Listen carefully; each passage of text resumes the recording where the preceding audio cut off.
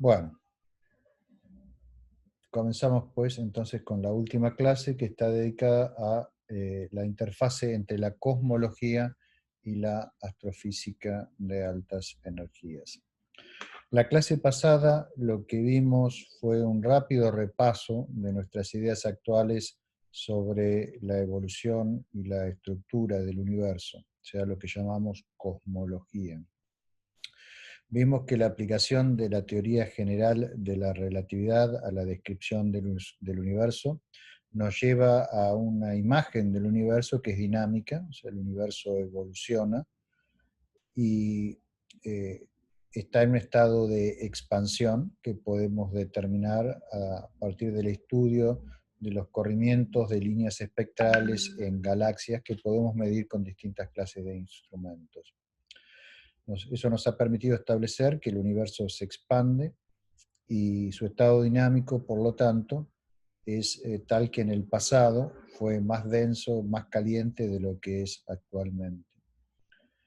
El modelo que describe la cosmología contemporánea, nuestro conocimiento que contiene nuestro conocimiento de la cosmología contemporánea, es esencialmente el llamado modelo lambda-CDM, que es un modelo básicamente de 6 parámetros, que se caracteriza por describir la dinámica del universo utilizando las ecuaciones de Einstein modificadas para que contengan un término lineal en la métrica, que es el término conocido como término cosmológico, y a la constante que está delante de la métrica se le llama constante cosmológica.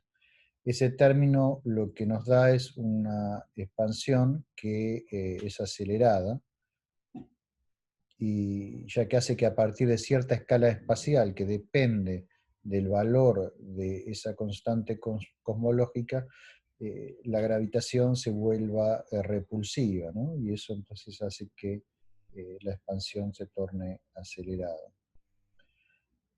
Además de la teoría de la relatividad, el modelo lambda-CDM incorpora al modelo estándar de la física de partículas e implica un comienzo de la fase de expansión hace unos 13.800 millones de años aproximadamente, cuando el universo estaba en un estado de plasma extremadamente caliente, con las interacciones de las fuerzas fundamentales esencialmente unificadas.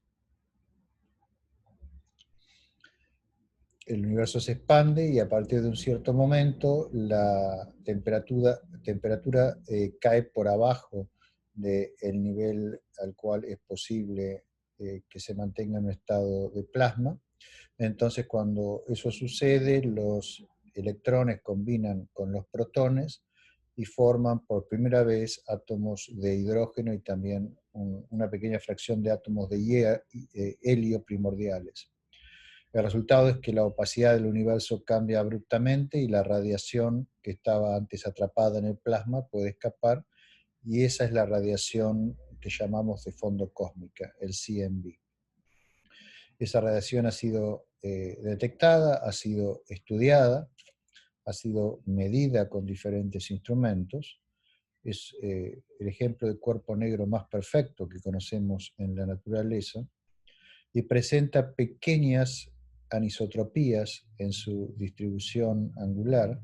Esas anisotropías son las semillas de las cuales después se formaría la estructura que hay en el universo por colapso gravitacional. Ahora, cuando el universo recombinó por primera vez, se formaron átomos de hidrógeno y lo que era antes un gas luminoso, un plasma, pasó a ser un gas inerte y oscuro. Como el hidrógeno neutro no tiene carga, no emite radiación más allá de la transición de la línea hiperfina del hidrógeno neutro, en 21 centímetros en el sistema en reposo del propio hidrógeno. Más allá de eso, el universo se volvió oscuro y eso dio comienzo a lo que se conoce como edades oscuras del universo. Respecto a lo que sucedió antes del tiempo de recombinación, vimos la clase pasada que algunos autores han postulado, algunos investigadores han postulado, que hubo un periodo de expansión acelerada, mucho más acelerada que la expansión actual, al cual se lo conoce como periodo inflacionario. Si esa inflación cósmica ocurrió, y describimos un poco los mecanismos por los cuales podría haber sucedido algo así, permite explicar, entre otras cosas, el hecho de que la temperatura del cielo sea tan uniforme, nos permite explicar que las secciones espaciales del espacio-tiempo sean tan planas, o sea, sean esencialmente euclides, y nos permite explicar otras cosas que no mencioné, como la ausencia de monopolos y algunas otras cuestiones. Pero también vimos que esas explicaciones, digamos, son explicaciones que en realidad están pateando el problema para tiempos más tempranos, porque la inflación solo es posible si se dan ciertas condiciones muy especiales, que son de ajuste fino, respecto a la forma del potencial que tendría ese campo original, digamos, el inflatón, que es un campo escalar que, bueno, obviamente no es un campo de modelo estándar y no sabemos realmente si existió o no. Entonces, todo esto hace necesario que estas ideas inflacionarias se pongan a prueba, y para ello se han desarrollado ciertos instrumentos. Mencioné uno concretamente, QUIC, la clase pasada, que es un instrumento que se va a instalar en la Argentina. La idea es que si la inflación ocurrió y además la gravitación estaba en un régimen cuántico en tiempos muy, muy tempranos, fluctuaciones en lo que, digamos, el campo gravitacional, en el gravitón, dieron lugar a perturbaciones tensoriales, además de las perturbaciones escalares del inflatón. Esas perturbaciones tensoriales básicamente son ondas gravitacionales primordiales generadas en la inflación, congeladas en ese periodo, luego reentradas en el espacio-tiempo en expansión, que habrían dejado su huella en el fondo cósmico de radiación como polarización circular, lo que se conoce como modos B de polarización. La idea es que entonces experimentos con muy alta sensibilidad y capacidad para eliminar errores sistemáticos generados por digamos, todos los elementos que hay entre nosotros y el comienzo del universo, la época de recombinación. Digamos, eh, esos instrumentos permitan medir esa polarización circular y nos permitan hacer inferencias sobre el espectro de esas ondas gravitacionales primordiales que habrían sido generadas durante la inflación. Entonces, bueno, estos experimentos esperamos que en los próximos años empiecen a poner cotas cada vez más restrictivas sobre la existencia de esas ondas gravitacionales primordiales, y por lo tanto nos permitan estudiar qué pasó en los primeros instantes del comienzo de la expansión cósmica. Volviendo ahora a la época posterior a la recombinación, a lo que se llama la Edad Oscura, esa edad oscura obviamente terminó en algún momento, porque actualmente el medio intergaláctico y en buena medida el medio interestelar están de nuevo ionizados. Ese proceso por el cual el hidrógeno es despojado de nuevo de sus electrones se conoce como el período de reionización, y ocurrió aproximadamente entre 150 y 1000 millones de años después del comienzo de la expansión cósmica, o sea, entre corrimientos al rojo que van entre 20 y 6 aproximadamente, cuando la ionización del universo se completa. Podemos estudiar la fecha en la cual se termina la reionización a partir de las líneas de absorción en hidrógeno neutro de fuentes distantes, como ser cuásares. A partir de Redshift 6 las líneas de absorción prácticamente desaparecen, indicando que la cantidad de hidrógeno neutro en el universo comprendido entre ese corrimiento al rojo y la actualidad es despreciable, o sea que el universo está reionizado a distancias más cortas o tiempos más cercanos a nosotros. Pero queda abierto el problema de cuáles fueron los mecanismos por los cuales sucedió esta reionización del universo. El comienzo de esta época parece coincidir con la formación de los primeros objetos astronómicos, que no fueron galaxias, sino fueron estrellas. Los primeros objetos que parecen haberse formado del colapso del gas que llenaba el universo en la época oscura, parecen ser estrellas, y a esas estrellas se le ha dado el nombre de estrellas de población 3. Es la primera generación de estrellas que se formó. Son estrellas que tienen una metalicidad cero, básicamente, o sea, están formadas por solamente material primordial, hidrógeno y helio, y nada más, no tienen metales porque son la primera generación de estrellas y por lo tanto, como todos los metales fueron sintetizados en el interior de reacciones, perdón, en el interior de estrellas por medio de reacciones termonucleares, estas estrellas están libres de esos metales. Eso tiene numerosas consecuencias que ahora vamos a discutir para esas estrellas que las hacen muy particulares.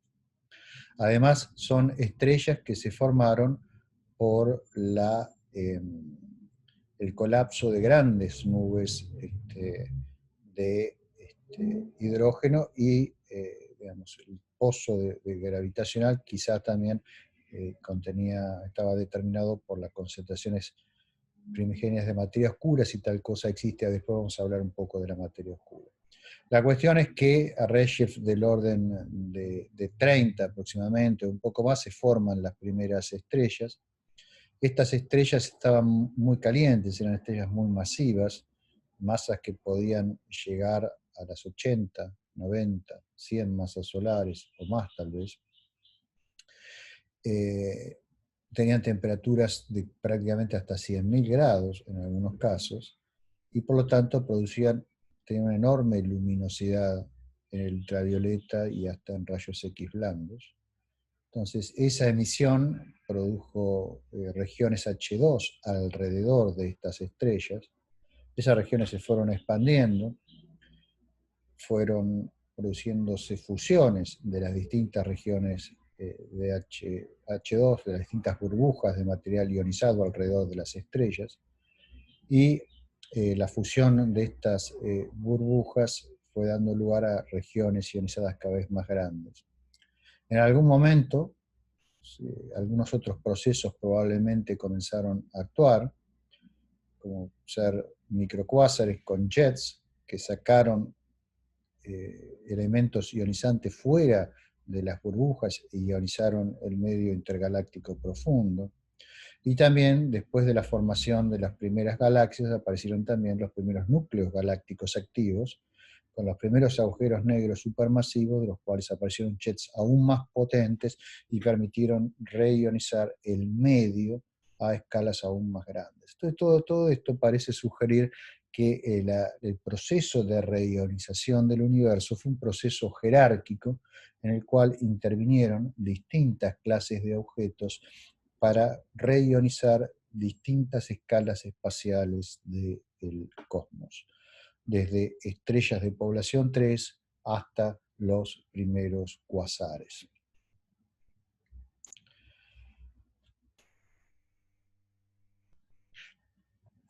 Aquí tienen un gráfico donde tienen un plasma originalmente, formado por protones y electrones. Como ven ahí en la imagen, en el grafiquito que ilustra ese plasma, en esa situación los electrones son libres, los fotones se mueven dentro del plasma con un camino libre medio que es muy corto y van siendo dispersados esencialmente por los electrones. Cuando el plasma se expande y la temperatura cae, los electrones son capturados por los protones, forman átomos de hidrógeno y los fotones ya no interactúan y quedan libres, escapan dando lugar a la radiación de fondo cósmico, y esto es la recombinación, que es lo que está ilustrado en el gráfico inferior, donde dice recombination, ¿sí? Unos 380.000 años después del comienzo de la expansión.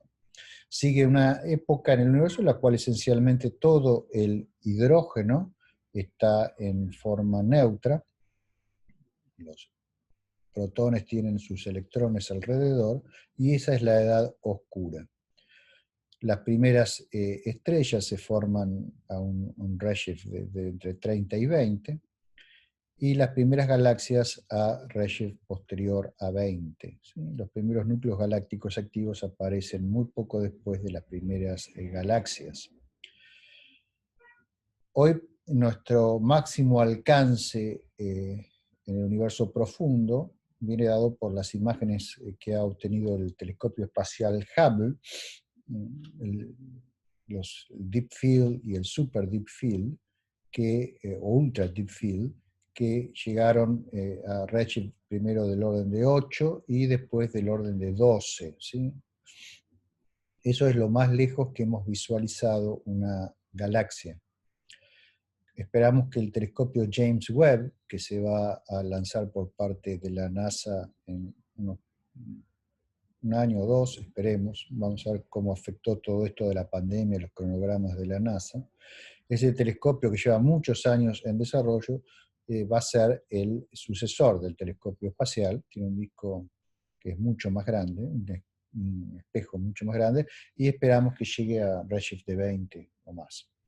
De tal manera que nos va a permitir ver estrellas de población 3, tal vez, las primeras estrellas que se formaron antes de que se formen las primeras galaxias.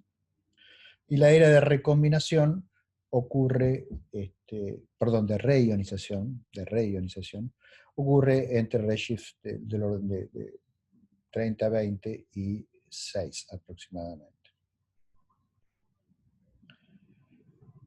Como les comenté, las primeras estrellas jugaron un papel muy importante porque esas estrellas eran estrellas muy calientes, producían mucha radiación ultravioleta y mucha radiación X, y por lo tanto tenían un fuerte poder ionizante. ¿Sí? Las simulaciones numéricas de formación de estas estrellas indican que la mayoría de ellas se debe haber formado por la fragmentación de las primeras nubes atómicas que se formaron por condensación gravitacional. Esas nubes se fragmentan en varios centros y cada uno de esos centros da lugar a una estrella. Y lo que las simulaciones muestran, y aquí hay alguna ilustración de algunas simulaciones, es que se vio muy favorecida la formación de sistemas binarios. Se cree que la mitad o más de las estrellas de población 3 formaban sistemas binarios. Fíjense, aquí hay el desarrollo de un sistema binario. Aquí hay una simulación donde hay varias estrellas en formación, donde estoy apoyando el cursor, se están formando estrellas.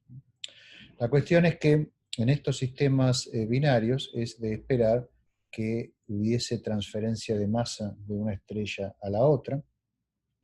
Y cuando las primeras estrellas acabaron su combustible nuclear, como eran estrellas muy masivas, consumieron rápido su combustible nuclear y tenían vidas muy cortas, de unos pocos millones de años, las primeras colapsaron en forma directa a agujero negro y se formaron sistemas binarios con un agujero negro y una estrella de población 3.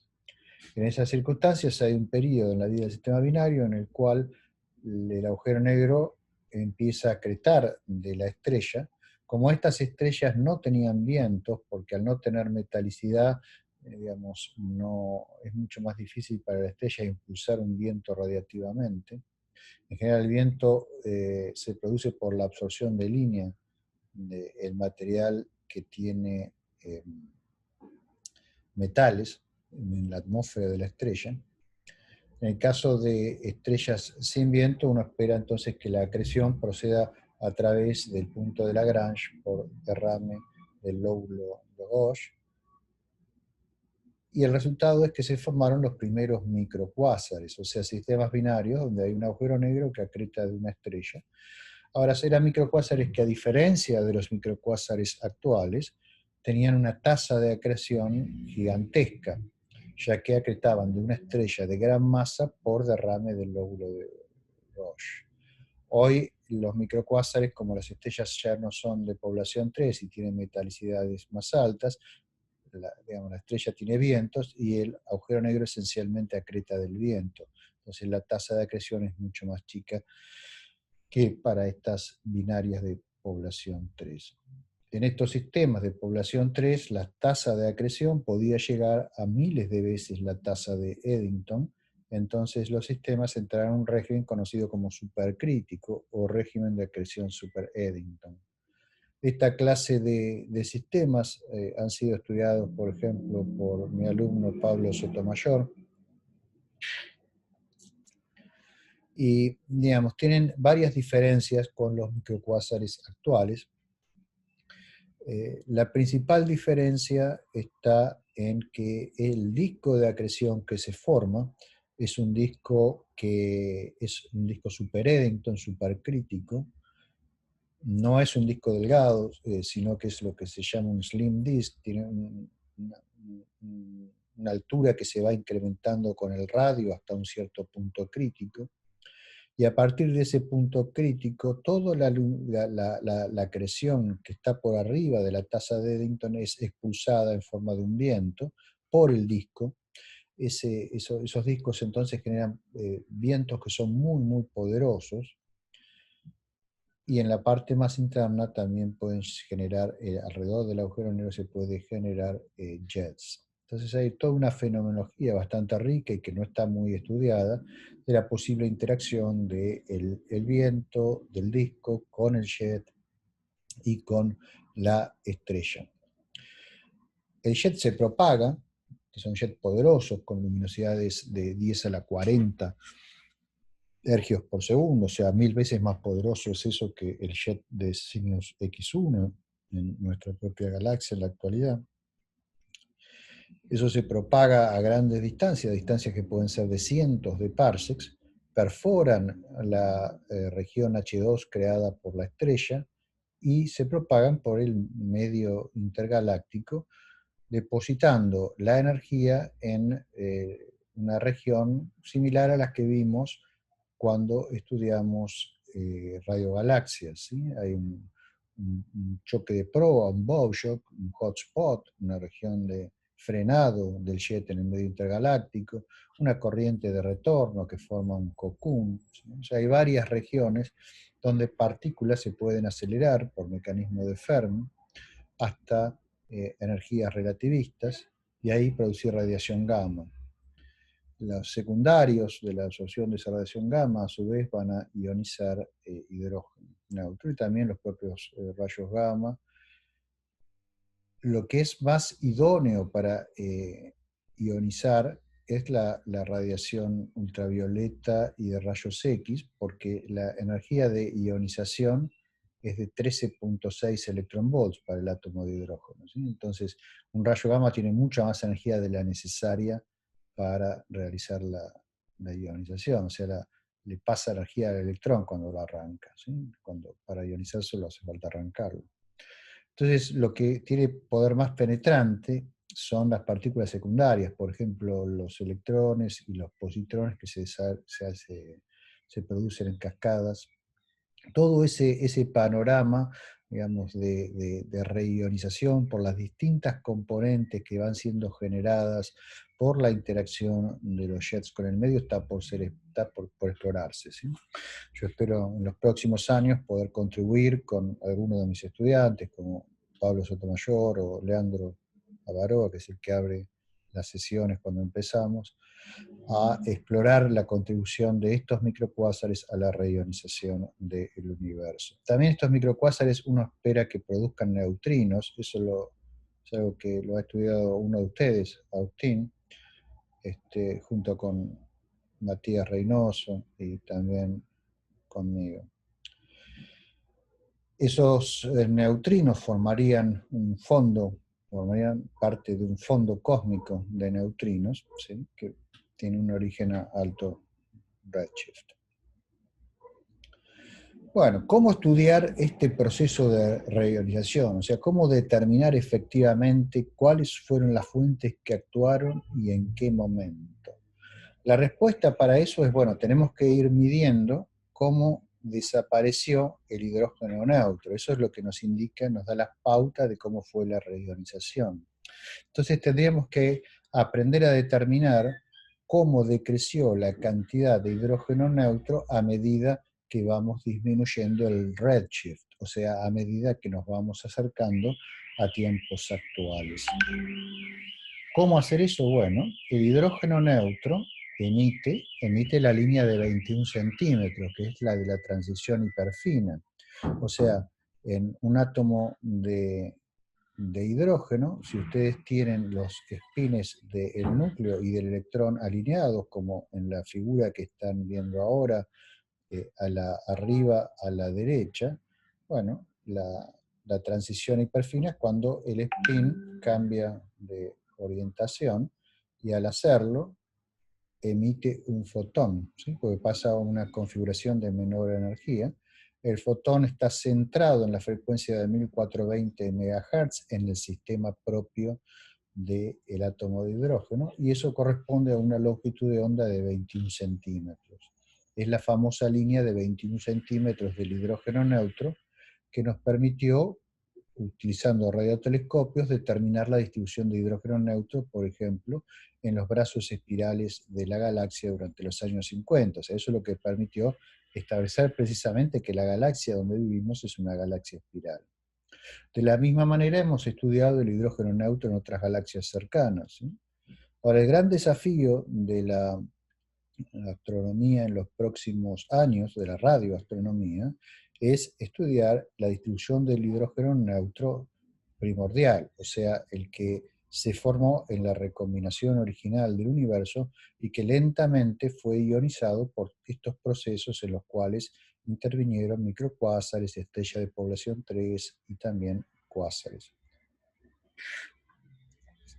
Ahí arriba, a la izquierda, ustedes ven una línea de 21 centímetros, que típica, en este caso está en reposo básicamente respecto a o sea, tiene una pequeña velocidad negativa el pico de la línea que están observando ahí. Eso está producido en alguna nube en nuestra galaxia que se está alejando de nosotros y por eso tiene el pico ligeramente corrido. Bueno, en forma similar, uno podría intentar observar hidrógeno producido a redshift mucho más alto, ¿no es cierto? Pero ahí, ¿qué va a pasar? No solo va a estar corrida la línea hacia longitudes más largas, debido al redshift, sino que además vamos a tener una superposición de líneas que van a ser producidas a las distintas profundidades, lo cual hace que esto sea muy difícil de medir. Entonces lo que se suele tratar de determinar es la diferencia entre la temperatura de una fuente de fondo, ¿sí?, que es la que produce la radiación que es absorbida por el hidrógeno, y la temperatura de spin del hidrógeno. Si esa diferencia es mayor que cero, entonces estamos en una situación en la cual el hidrógeno en principio está siendo ionizado, o sea, donde hay un exceso de energía que permite arrancar los electrones de las órbitas, de los orbitales alrededor de los núcleos. Entonces, digamos, la distribución que se espera para esta diferencia de temperaturas en el cielo, en función del corrimiento al rojo, es algo similar como lo que ustedes están viendo en la imagen que está abajo, ¿sí? Arriba tienen en el eje horizontal tiempo, ¿sí?, y después también lo tienen traducido eso a redshift, corrimiento al rojo, ¿sí?, la reionización, la recombinación ocurre a redshift del orden de 1000, o sea, está en el lado izquierdo extremo del gráfico, y vamos avanzando en el otro lado hacia tiempos más cercanos al actual. Entonces lo que ven es que al principio tenemos el hidrógeno formado, el hidrógeno neutro, no hay reionización, esas son las edades oscuras. En el gráfico de colores eso está indicado en una especie de violeta, ¿sí? Después, a redshift del orden de 30, se empiezan a formar las primeras estrellas y comienza el primer calentamiento. Luego la temperatura se eleva, la temperatura de spin se eleva por arriba de cero, y ahí es donde ocurre la reionización, que va desde aproximadamente unos 250 millones de años después del comienzo de la expansión hasta unos tal vez 1.000 millones de años. Ya es el resto de lo que se ve en el gráfico. Ahora, la frecuencia de la línea del hidrógeno está muy corrida a los tiempos en los cuales esto sucedió, si la medimos en nuestro sistema de referencia.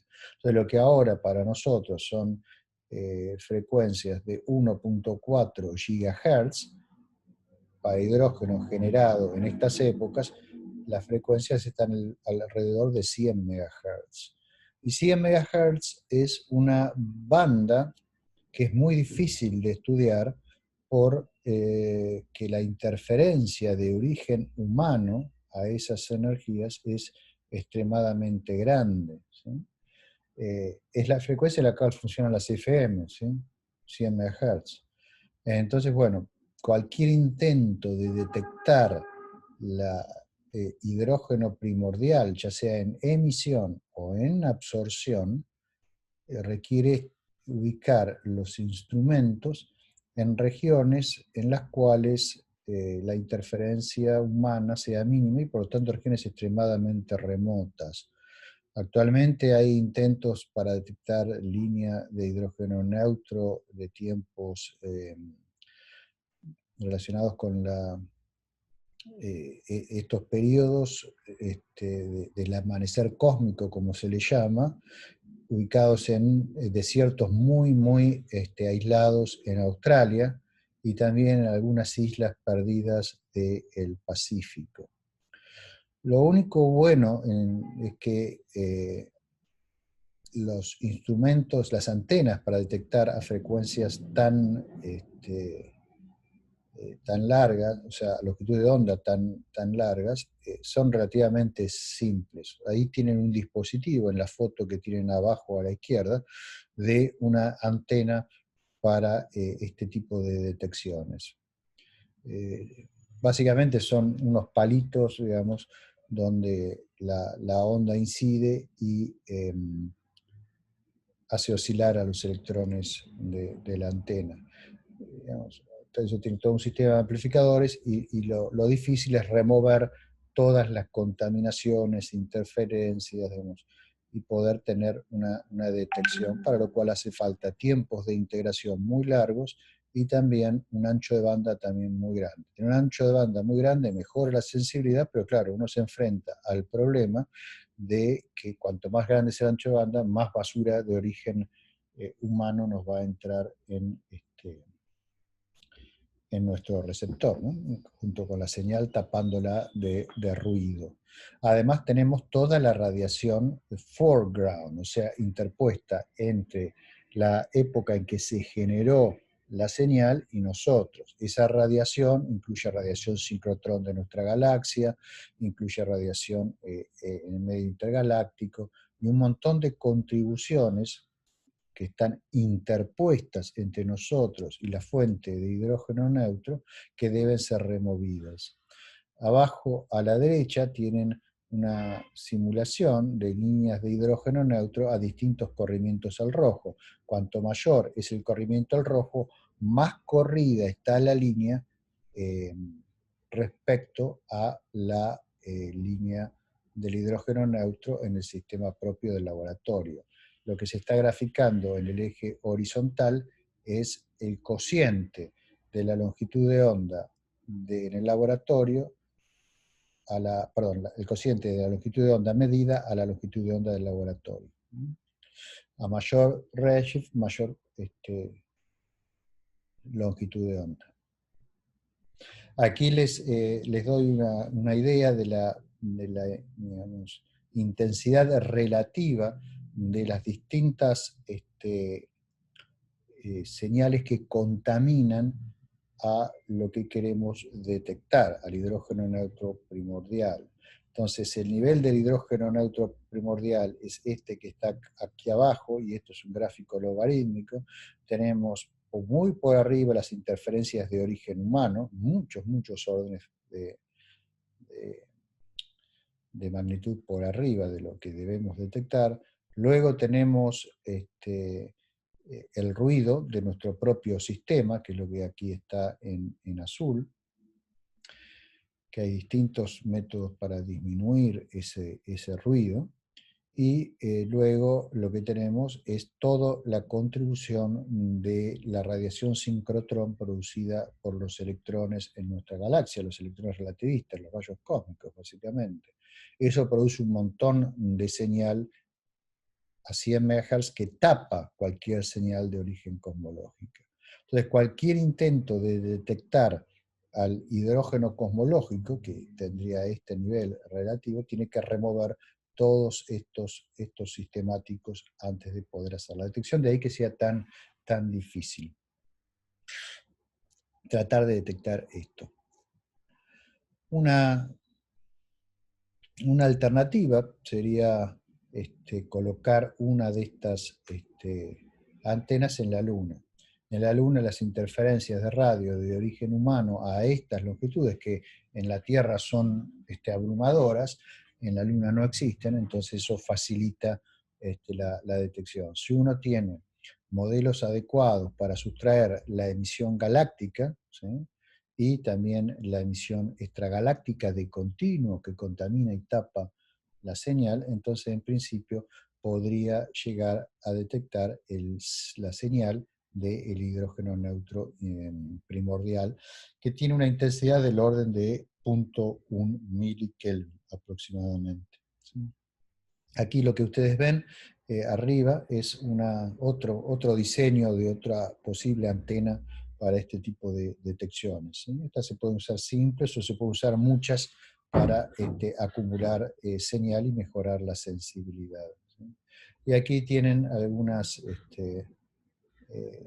simulaciones de la detección de la línea de absorción de hidrógeno neutro a alto rayos, ¿sí?, que aquí la línea de absorción cae en 80 MHz. ¿Sí? Bueno, muy bien. Esto respecto a las cuestiones relacionadas con la radionización del universo. Y hay otro área en la cosmología moderna en la cual la astrofísica de altas energías también tiene algo para decir, que es el tema de la materia oscura. Entonces voy a hablar un poquito de materia oscura. Ustedes recordarán que la materia oscura es uno de los elementos del modelo lambda CDM. De hecho, el CDM de lambda CDM significa cold dark matter, o sea, materia oscura fría. Que sea fría hace referencia a que las partículas que la formen no tienen que ser relativistas, o sea, la ecuación de estado no es la ecuación de estado de un gas relativista. La materia oscura fue propuesta originalmente hace mucho tiempo ya, en 1933, por Fritz Zwicky, que era un astrónomo muy polémico de origen suizo, y la propuso la existencia de masa no visible, o sea, masa que no emite radiación electromagnética, ya que las velocidades que él observaba en ciertos cúmulos no podían ser explicados simplemente con el censo de materia visible que él realizaba a fin de determinar el pozo de potencial. Entonces eso parecía sugerir que había más masa en el cúmulo de la que era simplemente visible. Y eso lo llevó a postular la existencia de materia que no emitía radiación electromagnética. Hay otras observaciones desde entonces que sugieren la existencia de materia oscura.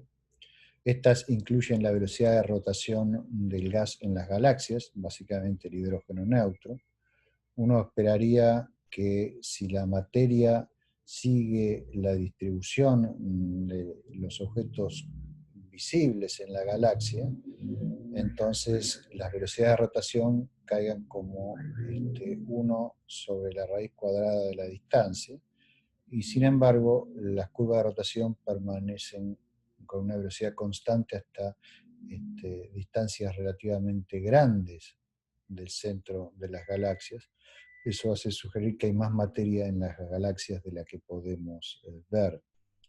También efectos de lente gravitacional de objetos lejanos, o sea, curvatura de la luz de objetos lejanos por materia interpuesta en la línea de la visual, parece sugerir que hay materia que no vemos. También la distribución de la temperatura del gas caliente en ciertas galaxias y la estructura de cúmulos de galaxias. Ahora, la composición de esta materia oscura, si existe, se desconoce. ¿Sí? O sea, no se sabe qué es. Se la infiere solamente por sus efectos gravitacionales, y se han propuesto distintos candidatos para explicar la materia oscura. El más simple de postular son los neutrinos del modelo estándar. ¿Sí? Ahora, los neutrinos tienen dos problemas. Uno, que son partículas muy ligeras, y segundo, que son partículas relativistas, y hoy sabemos que la ecuación de estado de la materia oscura, para que el modelo lambda CDM pueda funcionar correctamente, explicando la expansión del universo, tiene que ser la ecuación de estado de un fluido no relativista. Entonces los neutrinos ordinarios están descartados, pero se han postulado, digamos, otras partículas con propiedades similares a las de los neutrinos, pero más masa, que son los llamados WIMPs. Y después también en cromodinámica cuántica se han postulado la existencia de partículas de poca masa, pero que serían muy numerosas y que interactuarían esencialmente solo a través de la gravitación y alguna que otra interacción débil, que son los acciones. Y también se ha sugerido que podría haber materia oscura en forma de cuerpos astronómicos que no brillan, como por ejemplo planetas o estrellas enanas que no llegan a entrar en reacciones termonucleares y por lo tanto no producen luz. Esos son los llamados machos. ¿Sí? Macho significa Massive Compact Halo Objects, ¿sí? Objetos compactos masivos en el halo de las galaxias. Ahora voy a decir un poquito más sobre esos objetos. También nubes de gas que no es luminoso se ha propuesto, y más, digamos, recientemente se ha resucitado la idea de agujeros negros primordiales. Veamos un poquito más de cerca el tema de la evidencia. La principal evidencia observacional para la existencia de materia oscura es la curva de rotación de las galaxias. ¿Sí?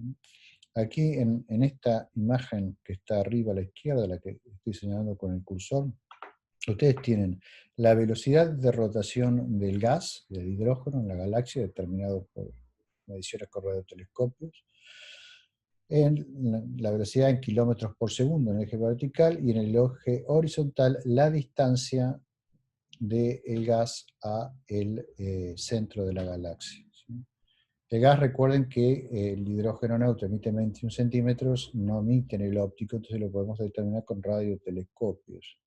Entonces no sigue la distribución de ese gas necesariamente en forma exacta a la distribución de materia visible. Pero si utilizamos ese gas, digamos, lo que nos dice la dinámica de la relatividad general y también la teoría newtoniana, que para estas intensidades, digamos, de fuerzas gravitacionales, básicamente dan la misma predicción, es que la curva de rotación tendría que ir disminuyendo a medida que nos alejamos de donde está la mayor concentración de masa, de esta forma. ¿Sí? Y lo que se observa son los puntos celestes, ¿sí? Que ustedes están viendo aquí. O sea, la velocidad de rotación del gas se mantiene constante con la distancia hasta distancias que en algunos casos llegan hasta los 30 kiloparsecs de distancia. Aquí lo tienen para una galaxia, NGC 6946, aquí lo tienen para otra galaxia, NGC 3198, ¿sí? Y aquí están diferenciadas las contribuciones del disco, del halo. Esto es lo que se observa, ¿sí? Esto es lo que se observa, muy diferente de lo que se espera, ¿sí? Aquí lo tienen para M33, una galaxia famosa. Y bueno, aquí está expresado, digamos, para el caso de nuestra propia galaxia, ¿sí? Uno lo que espera es que si vale la gravedad de Newton o no hay materia oscura, entonces la curva de rotación caiga con la distancia según 1 sobre la raíz cuadrada de la distancia. Y lo que tenemos es que permanece constante. En el caso de los cúmulos de galaxias que les mencioné, digamos, el cúmulo está interpuesto con la línea de la visual con objetos más distantes, y ustedes ven que se forman ciertos arcos que son visibles en ciertos lugares de la imagen, ¿sí? Estoy poniendo el cursor. Esos arcos, esos filamentos extendidos, en realidad son efectos de lensing gravitacional, o sea, de distorsión gravitacional de la luz de fondo, un efecto relativista, pero que depende su magnitud de la masa que hay en la línea de la visual. Si uno hace un censo de la masa que se detecta en esta imagen del telescopio espacial y mide la natural, digamos, la importancia de la deflexión de la luz en los arcos que se forman, ve que falta más masa de la que se está observando. Aquí el efecto es más notorio. ¿Sí ven los arcos? Sí, aquí se ve muy claramente, ¿sí? Bien, entonces de aquí también se puede inferir existencia de materia oscura. Un caso famoso para la inferencia de materia oscura es este cúmulo, se llama el cúmulo de bala, o bullet cluster, ¿sí? Donde las imágenes en rayos X y en radio no coinciden. Fíjense que el centro de las imágenes de rayos X y de radio están desplazados, entonces todo parece indicar como que el grueso del gas caliente está aquí en el medio, y sin embargo el centro de masa, que es donde está la materia, digamos, está en otro lugar, ¿sí? Entonces eso parece sugerir que hay materia que no está produciendo radiación, porque cuando lo miramos en el óptico no vemos, hay gas caliente aquí en el medio, pero aquí en estos lugares de afuera estaría el grueso de la masa, no se ve nada, entonces se supone que es materia oscura. Las colisiones de galaxias también permiten inferir que las galaxias contienen más materia de la que vemos. Cuando las galaxias colisionan, y aquí tienen un montón de ejemplos de galaxias colisionando obtenidos por el telescopio espacial Hubble, son imágenes de galaxias en distintos estadios de interacción gravitacional. Desde el efecto de distorsión en las galaxias, en la luz visible que producen las estrellas que forman las galaxias, depende obviamente de la cantidad de masa que tienen las galaxias. Y entonces, viendo la amplitud de las distorsiones que son producidas, uno puede hacer una inferencia de la masa total que interviene en el proceso.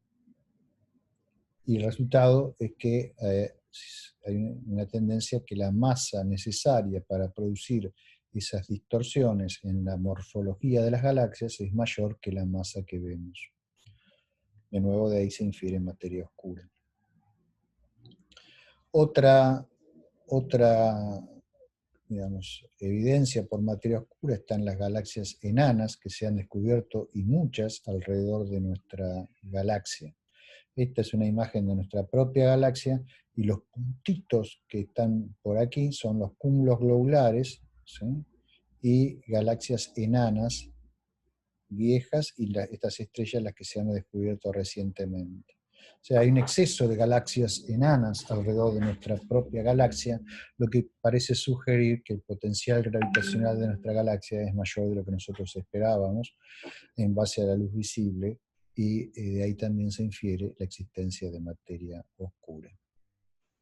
Y la existencia de materia oscura también es supuesta en la formación de estructura en el universo. En general, todas las simulaciones que llevan a la formación de estructura, que utilizan la gravedad de Einstein, eh, implican también la postulación de materia oscura. Aquí tiene un ejemplo de una simulación en la cual la materia oscura colapsa gravitacionalmente y forma estructura. En los pozos de potencial de la materia oscura es donde también se acumula la materia bariónica y es la que después entra a producir reacciones termonucleares y empieza a brillar, dejándonos trazar en el espectro electromagnético la distribución de gas. Bueno, por todo ese tipo de procesos se ha llegado a calcular que el 23% de la materia del universo sería en forma de materia oscura. Entonces, este gráfico ustedes lo deben ver muy seguido. La clase pasada yo comenté un poquito al respecto, ¿sí? Estos porcentajes que están viendo aquí de materia oscura y materia bariónica se calculan a partir del modelo lambda-CDM, de ajustar el modelo lambda-CDM a los datos de satélite Planck. ¿Sí? Eso da un 73% de lo que se suele llamar energía oscura, pero la clase pasada yo les expliqué a ustedes que bajo ese nombre simplemente lo que se está expresando en el modelo lambda-CDM es cuál es el porcentaje de la dinámica del universo que es explicable por el término de la constante cosmológica. ¿Sí? No es que el modelo lambda-CDM postule que hay una energía oscura que es como un fantasmita por ahí que anda produciendo cosas. ¿Sí?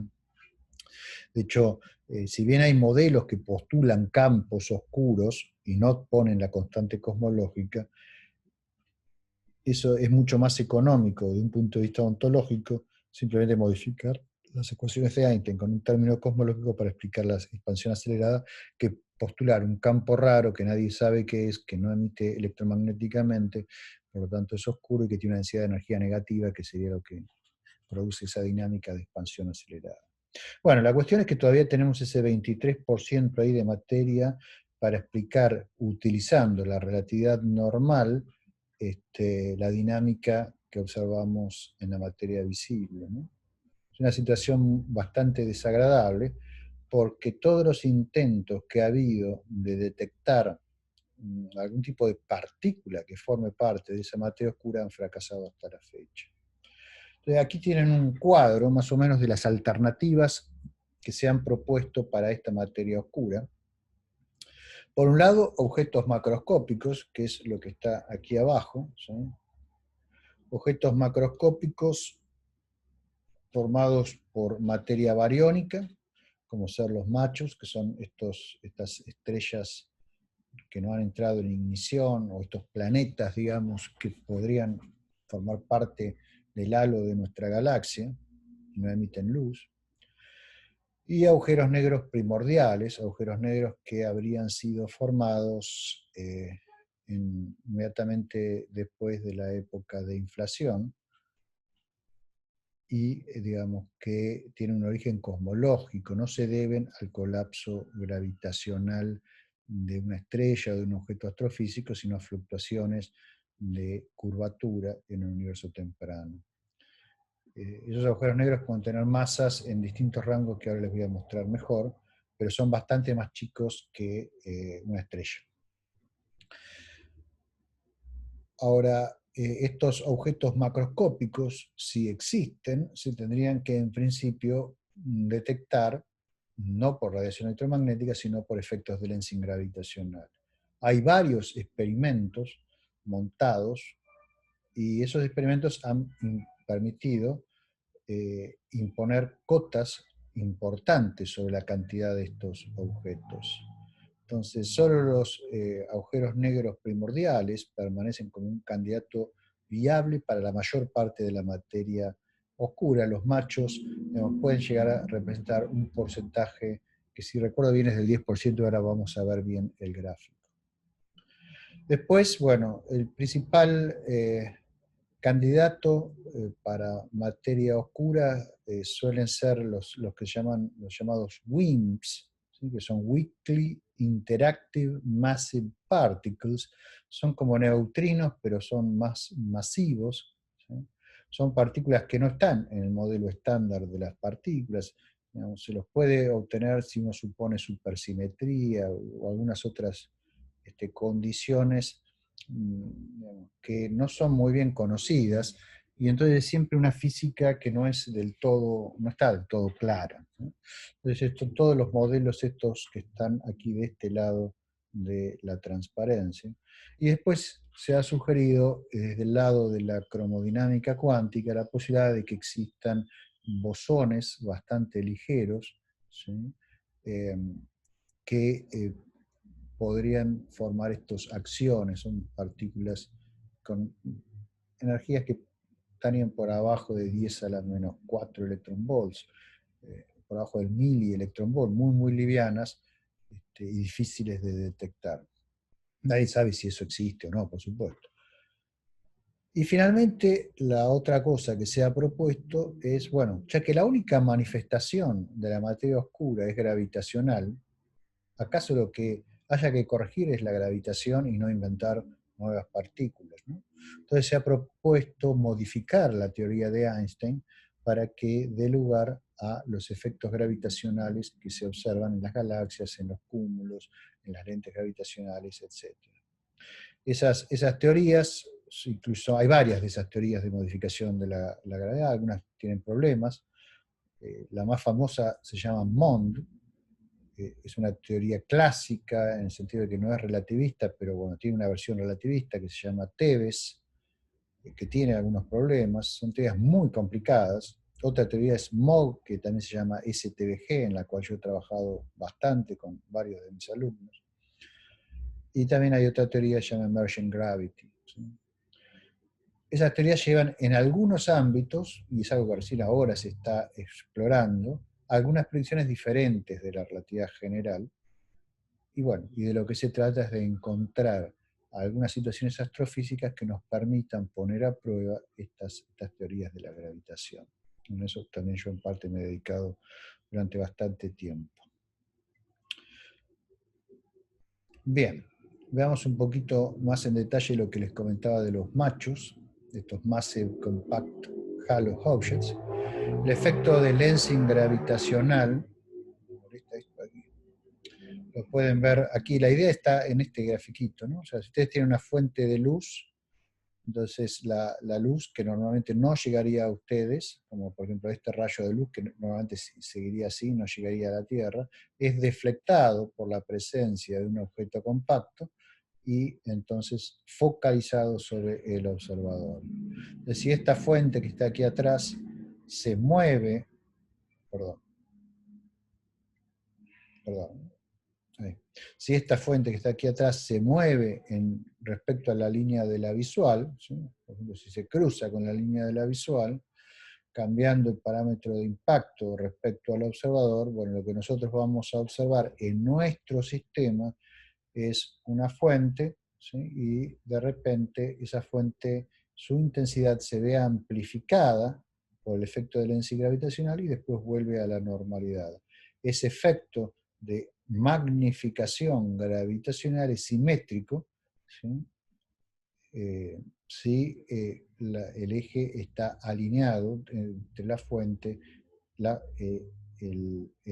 lente y el observador. Esta es la geometría involucrada. Se forman en general dos imágenes, y la alineación es perfecta, se forma un anillo, son esos anillos de los que hablaba antes, en el sistema del observador, donde los rayos de luz que salen de la fuente en forma esférica o isotrópica son focalizados, ¿sí? O sea, aquí lo que van a ver aquí arriba, ahora cuando pase al modo presentación, es una simulación de un evento de lensing gravitacional donde la alineación no es perfecta. Entonces solo se va a formar una fracción de anillo y no el anillo completo. Y lo que van a ver aquí en el panel de abajo es la amplificación de la fuente de fondo en función del tiempo, donde la alineación, el parámetro de impacto está en un mínimo, aquí en 0. ¿Sí? Entonces vamos a ver eso. Entonces fíjense, ahí atrás, al fondo tienen la fuente, fíjense, la anilla, esta es la imagen, ¿sí? Esa es una imagen y esta es la otra imagen. Una imagen y otra imagen, ¿sí? Esto que está acá es la fuente. Entonces la fuente y las imágenes que vemos en nuestro sistema. Ahí cuando la alineación fue máxima, la amplificación también fue máxima, ¿sí? Y la imagen formó un anillo, o una parte de un anillo. Si la alineación hubiese sido perfecta, el anillo también hubiera sido perfecto. Pero fíjense que la alineación no es perfecta porque la fuente pasa con un cierto parámetro de impacto distinto de 0 de la alineación perfecta que está indicada ahí por un puntito, ¿sí? ¿Se entiende lo que estoy diciendo? Esto es, digamos, yo lo he estudiado mucho con varios de mis estudiantes. Aquí estamos viendo el fenómeno en campo débil, ¿sí? Pero el fenómeno también puede ocurrir en campo fuerte, muy cerca de la fuente, donde los fotones pueden incluso dar muchas vueltas alrededor de la lente antes de llegar hasta el observador. Eso es todo un mundo en sí mismo, el mundo del lensing gravitacional.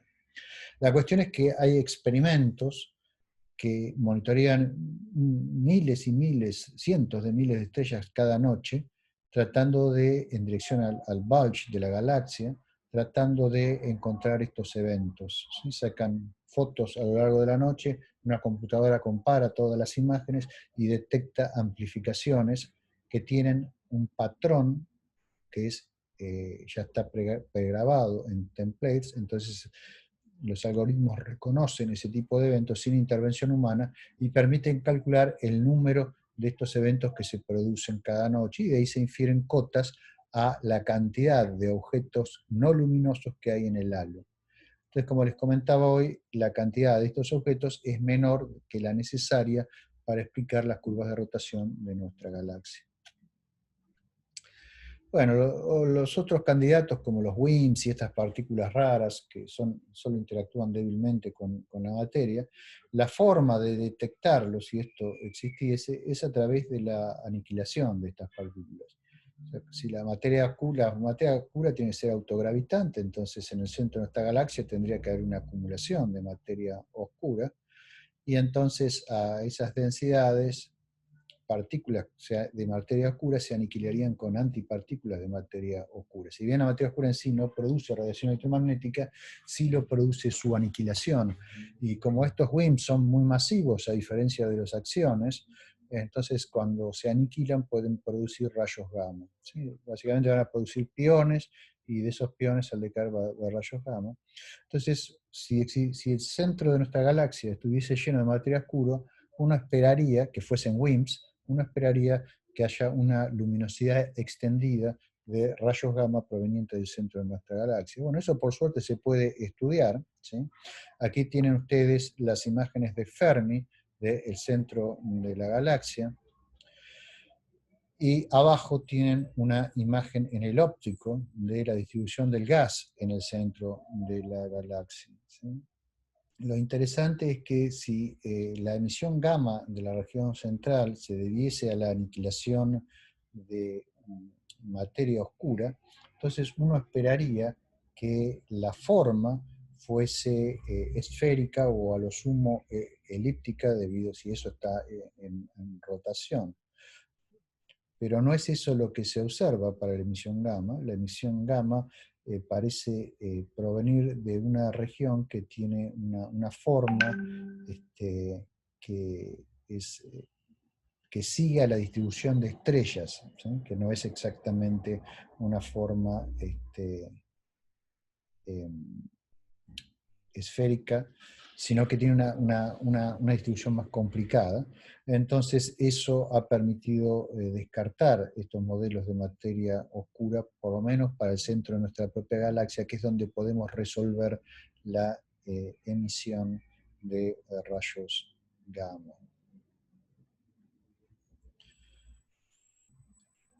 ¿Qué pasa con los agujeros negros primordiales? ¿Sí? Los agujeros negros primordiales hay cotas que, establecidas para los machos. Fíjense aquí en este gráfico, tienen las cotas. Esto es, digamos, la densidad de materia, la fracción de materia oscura, digamos, que es permisible de acuerdo a las distintas cotas que se han establecido para distintos rangos de masa que están indicados en este eje, ¿sí? Entonces, por ejemplo, las observaciones de machos establecen que con masas del orden de aproximadamente aquí, por ejemplo, eh, 10 a la menos 3 masas solares, que es la masa típica de un planeta como Júpiter, ¿sí? No más del 10% podría ser materia oscura, ¿sí? Solamente hay un cierto rango donde buena parte de la materia oscura podría ser en forma de objetos compactos todavía posible, aquí a energías del orden de 100 masas solares. Entonces se ha sugerido que agujeros negros primordiales de 100 masas solares, y también aquí donde hay un rango posible todavía para que la fracción sea apreciable, con 10 a la 20 gramos, que es mucho menos que un planeta, ¿no? Es algo así como el tamaño de un asteroide. Entonces, si hubiese agujeros negros primordiales de esas masas, aún hay una chance de que una fracción apreciable de la materia oscura pueda ser en forma de estos objetos compactos. La forma de tratar de establecer si esto es así es, por un lado, experimentos de lensing gravitacional, segundo, detección de ondas gravitacionales de esta clase de objetos, y estas propuestas han resucitado últimamente por las detecciones de LIGO, que muestran agujeros negros de aproximadamente 100 masas solares en algunos casos, que son muy difíciles de explicar por situaciones puramente astrofísicas, aunque hay varios modelos, ¿eh? O sea, es una discusión toda abierta esta. Y la otra forma de detectarlos es de inferir su posible existencia, es analizar cuál es el efecto que estos objetos tendrían en la evolución del universo. O sea, no es lo mismo si estos objetos fueron formados poco después del comienzo de la expansión, que si no en lo que respecta a cómo es la dinámica ulterior del universo. Entonces hay algunos trabajos, por ejemplo, con Eduardo Gutiérrez y con Florencia Vieira hemos hecho algunos en los cuales hemos estudiado una población de agujeros negros de tal masa y tal distribución de masas, ¿no? Cómo afecta la dinámica del universo como un todo, ¿no? Entonces hay que ver, digamos, que todos los parámetros cosmológicos conocidos y obtenidos por observaciones precisas introducen restricciones a esos modelos que a su vez nos pueden decir algo de cuáles son las distribuciones de masa permisibles en el universo temprano para este tipo de objetos. Son todas cosas que están actualmente en campos de investigación abiertos. Bueno, y lo que voy a hacer ahora es hacerme un mate, si les parece, ¿sí? Y seguimos en 5 minutos. ¿Están de acuerdo? De acuerdo. Bueno, muy bien. Continúo entonces un poquito más con materia oscura, hablando de la última posibilidad, y es que no exista la materia oscura, sino que lo que sucede es que la hipótesis de que lo que sucede en realidad es que la gravitación no es como nosotros pensamos y debe ser descrita por una teoría más compleja que la relatividad general. El principal fundamento para postular esto es que toda inferencia de materia oscura que se ha hecho hasta el presente se basa simplemente en el estudio de movimientos gravitacionales de materia. No, ninguna otra fuerza parece intervenir excepto la gravedad en todos estos procesos. Y todos los intentos de detectar en forma directa partículas de materia oscura han fracasado. Entonces, bueno, algunas personas han comenzado a explorar la posibilidad de explicar esos movimientos y toda esa fenomenología simplemente modificando la teoría de la gravitación. El primero de estos intentos se debe a Milgrom, que en el año 1983 publicó un trabajo con una teoría clásica, una modificación clásica de las leyes de Newton, que permite explicar con sorprendente exactitud las curvas de rotación de las galaxias sin necesidad de postular materia oscura. Al mismo tiempo, la teoría de Milgrom mantiene intacta todo el resto de la física conocida, digamos, dentro a escalas del sistema solar o a escalas donde podemos nosotros medir los movimientos de materia luminosa. La teoría de Migron predice, está en concordancia con lo que observamos. Entonces, la idea fundamental de Migron fue modificar la segunda ley de Newton, o sea, fuerza igual a masa por aceleración. Lo que hizo él es colocar ahí un factor adicional que le llamó mu, y ese factor depende de la aceleración, ¿sí? O sea, es una función de la aceleración sobre un valor de referencia, una aceleración a cero, le llamo ahí, digamos que es un número muy, muy chiquitito. Entonces, en la medida que ese cociente de la aceleración sobre esa aceleración de referencia, que es muy, muy, muy chiquitita, sea mucho mayor que 1, mu, el parámetro es del orden de 1 y la ley de Newton queda intocada, ¿sí? O sea, para valores grandes de la aceleración, la ecuación queda la ecuación que conocemos, fuerza igual masa por aceleración. Ahora, cuando mu es mucho menor que 1, o sea, cuando la aceleración es menor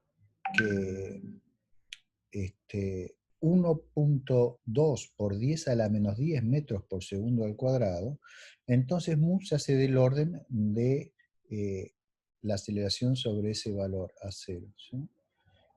Y ahí la ley cambia. Y entonces fíjense lo que sucede. Si uno va a estudiar cuál es el efecto de un potencial gravitacional, que es Gm por la masa que está moviéndose sobre r cuadrado, ¿sí? Y esto lo iguala a la masa por la aceleración de Milgrom, entonces lo que obtiene es m, y la aceleración, imaginemos que es la aceleración centrífuga de un objeto que está orbitando alrededor de la galaxia a una gran distancia. Entonces eso es b cuadrado sobre r, todo al cuadrado, sobre a cero, ¿sí? Entonces, fíjense que el r cuadrado se me va con el r cuadrado, m se me va con m, y me queda simplemente que la velocidad a la cuarta es igual a g por m por a cero, y g por m por a cero son todas constantes, porque m es la masa de la galaxia, g es la constante de Newton, y a cero es este valor de la aceleración. Entonces eso quiere decir que en la teoría de Milgrom, a distancias grandes, la velocidad de el gas es aproximadamente constante, tal como sucede en las curvas de rotación. Bien, el problema de esta teoría obviamente es que es una teoría clásica no relativista. Entonces, cuando uno trata de hacer una versión relativista de la teoría de Milgrom, se encuentra con numerosos problemas. Quien trató de hacer eso fue Bekenstein, Jacob Bekenstein, el mismo de la entropía y la temperatura de los agujeros negros, del teorema del área de los agujeros negros. Bekenstein desarrolló una teoría muy compleja que se llama Tebes. Esa teoría, digamos, propone una serie de campos para para explicar la gravitación. O sea, tenemos una, una métrica que es una métrica más compleja que la métrica de la relatividad general. Está escrita aquí, ¿sí? La métrica de Tebes. Y la métrica, fíjense que tiene la métrica de la relatividad general aquí, pero además tiene este campo escalar, psi, aquí, que también aparece aquí, y tiene una dependencia con la velocidad, ¿sí? La velocidad, entonces la métrica cambia de acuerdo al estado de velocidad del sistema. Eso tiene el efecto buscado para las curvas de rotación. Entonces esta teoría también predice las curvas de rotación planas a grandes distancias en las galaxias. Tiene la ventaja de que es una teoría generalmente covariante. Se reduce a la relatividad general en los límites dentro del sistema solar, por ejemplo, que es donde están las restricciones más importantes. Pero es una teoría que también tiene un montón de problemas. Por ejemplo, para explicar lensing gravitacional, la teoría tiene ciertos problemas, y también tiene problemas relacionados con la velocidad de las ondas gravitacionales y algunas otras cuestiones. Hoy por hoy no se la considera un candidato demasiado promisorio, ¿sí? Aunque siempre aparece cada tanto alguna revisión de estas teorías. La otra teoría es STVG. STVG significa Scalar Tensor Vector Gravity, y es una teoría escalar, tensorial y vectorial de la gravitación. Fue propuesta por John Moffat en el año 2006. Y aquí la idea es la siguiente. La teoría de Newton, como ustedes saben, es una teoría tensorial de la gravitación, o sea, representa la gravitación como curvatura de un espacio-tiempo que es descrito en términos de una métrica tensorial, que es el tensor G-MUNU, que nos sirve para calcular el intervalo. Aquí lo que se sugiere es que la gravedad no solo es representable por este aspecto tensorial, sino que además tiene aspectos escalares y aspectos vectoriales. Un campo vectorial, por ejemplo, es el campo electromagnético, ¿sí? Y en el campo electromagnético, como ustedes saben, aparecen las fuerzas de Lorentz que actúan sobre cargas en movimiento. La idea aquí es que, bueno, en forma similar aparezcan fuerzas gravitomagnéticas que actúen sobre masas en movimiento. Entonces, que haya una especie de fuerza de Lorentz sobre las masas que actúan a escalas espaciales tales que afectan las curvas de rotación de las galaxias. Pero escalas espaciales pequeñas, como las del sistema solar o, digamos, otros sistemas que están en buena concordancia con la de la teoría de Einstein, bueno, esta teoría se reduce a la de Einstein, o sea, esas fuerzas vectoriales tienden a cero. Lo que acá están viendo son simplemente la acción de los diferentes términos que intervienen en esta teoría, la acción para la parte tensorial, la acción para la parte escalar y la acción para la parte vectorial. En realidad hay tres campos escalares en esta teoría que provienen de promover las constantes de la teoría a campos que en principio pueden variar de un punto del espacio-tiempo a otro. Lo importante es que la ecuación de movimiento en esta teoría queda de esta forma que ustedes ven aquí. Entonces, si ustedes se acuerdan la ecuación de la geodésica que vimos cuando estudiamos la teoría de Einstein. Bueno, la ecuación de la geodésica es esto igual a cero. En vez de igualado a esto, queda esto igual a cero. ¿Sí? Bueno, esta es la velocidad de la partícula, esta es la conexión afín, esta es la derivada de la partícula respecto del tiempo propio, de la velocidad de la partícula respecto al tiempo propio, o sea, esta es la cuadriaceleración, ¿no es cierto? Esta es la masa de la partícula. Entonces, esto aquí en la teoría de Moffat, en STVG, o también llamada MOG, MOG significa Modified Gravity, aparece este término, donde esta B es el campo vectorial que aparece, es introducido en la teoría de Moffat, y que también está relacionado por las ecuaciones de la teoría, que son muy complicadas, con el tensor de energía e impulso de la materia. O sea, tiene su origen ese campo también en la materia. Y es un campo que también tiene su energía de impulso, por lo cual las ecuaciones completas son extraordinariamente complejas. Esa complejidad es el precio que uno paga por poder explicar los fenómenos de materia oscura en términos de gravitación. Esta teoría se ha aplicado no solo a las curvas de rotación de las galaxias, sino también al lensing gravitacional, y a cuestiones de formación de estructura a escala cosmológica, a los cúmulos de galaxias, y se ha aplicado al cúmulo de Bala, ese que les mostré hoy, que se suele ofrecer como ejemplo de materia oscura. Una consecuencia interesante de esta teoría es que la constante de la gravitación, ¿sí?, depende de una serie de parámetros. Entonces el valor de la gravitación no es lo mismo en distintas regiones o sobre distintas escalas, o para la acción de distintas masas involucradas en la teoría. Aquí tienen una comparación de las curvas de rotación, velocidad versus distancia medida a partir del centro de la galaxia, para 4 galaxias distintas. Los puntos son los datos observacionales, Y las curvas son curvas que se obtienen con distintas teorías que están descritas aquí, ¿sí? Está para la gravedad de Newton, está para STBG, ¿sí? Está para Mond, la teoría de Milgram, ¿sí? Y hay una variación de Tebes que está aquí, ¿sí? Y también dark matter, o sea, postular directamente materia oscura, que son las líneas naranjas en un caso, bueno, están los colores indicados aquí en la transparencia. Yo soy daltónico, así que no puedo ir señalándoles con mi cursor cada uno de los casos, pero al que sí puedo ver es a STG porque es negra, ¿sí? La línea sólida negra, que fíjense que aquí es esta que pasa por aquí, que da un muy buen ajuste, ¿sí? Aquí también da un ajuste bastante bueno, aquí también, aunque no hay muchos datos a grandes distancias para esta galaxia, y para esta quizás sobrepredice un poco los datos observacionales, ¿sí? Así que bueno, esta teoría se mantiene como un contrincante para la materia oscura. Ahora, eh, ¿cómo saber, no es cierto? ¿Cómo testear esta teoría? Bueno, una forma de hacerlo es estudiar qué pasa con estas teorías en ámbitos en los cuales la relatividad general funciona muy bien. Por ejemplo, objetos compactos.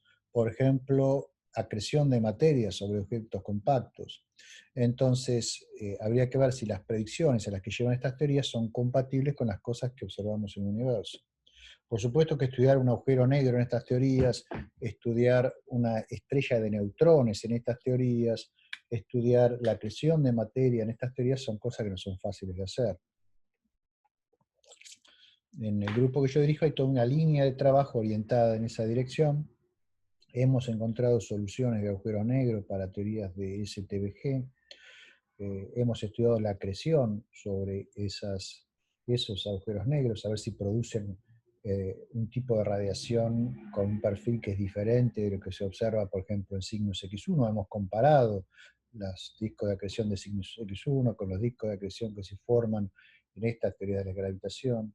Y hemos estudiado estrellas de neutrones en estas teorías de la gravitación. Una cosa interesante que hemos hallado es que estas teorías de la gravitación, como tienen un campo escalar también, producen una cierta repulsión gravitacional, incluso sobre escalas cortas, para ciertas densidades, que permite la existencia de estrellas de neutrones con más masa que lo que permite la relatividad general. Ustedes recordarán que la masa típica de una estrella de neutrones es 1.4 masas solares, pero se han observado estrellas de neutrones con masas mayores, por arriba de 2 masas solares.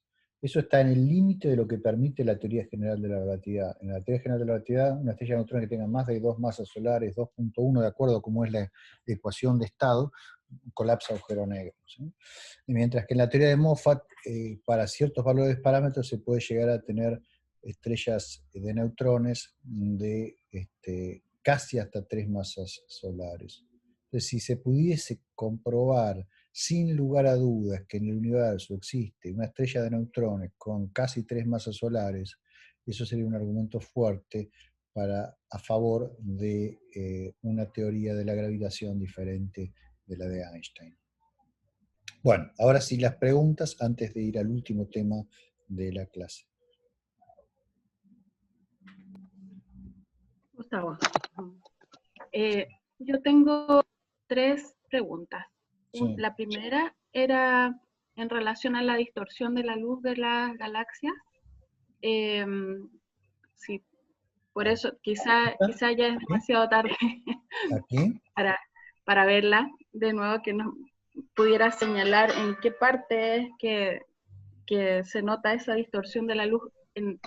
Era varias diapositivas más atrás. ¿Aquí? Ahí. Sí, No, aquí. no es en el efecto Bueno, del lente. perdón, No. antes déjame volver a Dos esto. más. Ahí voy, para. Déjame volver para que ustedes vean a qué fenómeno me estoy refiriendo aquí. A esto, ¿sí? Bueno, aquí cuando se produce el lente gravitacional, ahí ven que apareció un fragmento de arco, ¿sí? ¿Lo vieron? Digamos, ahí, ahora ahí apareció un fragmento de arco en las imágenes son los puntitos rojos, ¿ven? Image, puntito rojo este, Ven que ahí fue un arco, ¿sí? Entonces, ahora imagínense que en vez de estar transitando la fuente está quieta ahí. Entonces lo que ustedes van a ver es permanentemente un fragmento de arco por aquí, ¿sí? Entonces, en la imagen que vos estás preguntando, que no sé No, si no, es no. esta o No, esta. es que no era el efecto lente, era en el, A ver, eh, no, no, era donde estaban todas las galaxias. ¿Otra más? ¿para qué lado? ¿Para aquí o para esta? Pero esa, Pero esto aquí no exacto, hay las efecto de colisiones de lente, galaxias. ¿no? Aquí no hay Por eso te efecto digo, de no es lo de efecto de lente, es en la colisión de galaxias sí. el fenómeno de la distorsión de la luz por la distribución de la materia No, no es en la distorsión de masa. la luz por la distribución de materia, es distorsión de la distribución de materia. Vos fíjate que esta luz que ustedes ven por aquí, estos brazos, ¿sí? Estas eyecciones de materia que ustedes pueden ver aquí en forma luminosa, en realidad son cientos de miles de estrellas, millones de estrellas que son dispersadas por el latigazo gravitacional de la interacción de las dos galaxias, ¿sí? Entonces, la cantidad de estrellas dispersadas, la forma de la cola de dispersión, las velocidades de la dispersión y otros observables están directamente relacionadas con la masa de los objetos que están interactuando. Porque lo que en el fondo produce que salgan las estrellas disparadas en distintas direcciones es el latigazo gravitacional de la interacción. Entonces, estas colas que aparecen aquí, o esta que aparece aquí, o estas distorsiones, o esto que está aquí, o digamos, estos brazos que aparecen, todo eso son efectos gravitacionales que dependen de la cantidad de masa concentrada en las regiones de interacción. Entonces, uno puede plantear el problema inverso, hacer una simulación de la interacción de las galaxias y ver cuánta masa requiere obtener estas deformaciones.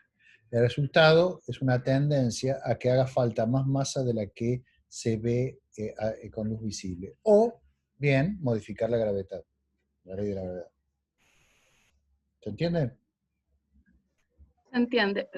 Lo que no me queda claro es que, a ver, se habla de que la materia bariónica en una galaxia tiende a que la galaxia sea como un disco plano, ¿cierto?